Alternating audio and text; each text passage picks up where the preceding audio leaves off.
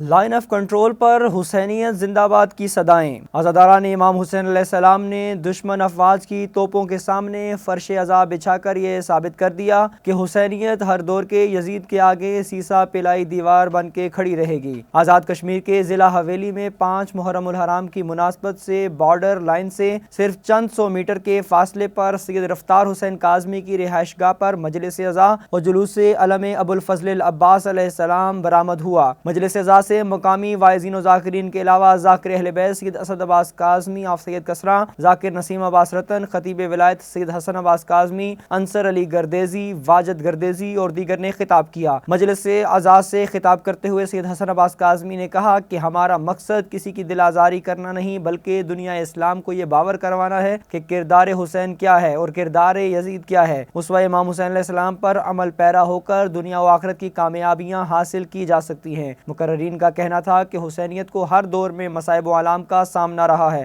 مگر کربلا سے کشمیر تک تمام ظالموں سے بیزاری کا اعلان کرتے ہیں۔ بعد ازاں جلوس علم غازی عباس برآمد ہوا۔ سیکیورٹی کے فرائض مختار فورس سیڑھیاں سیدہ نے سر انجام دیے۔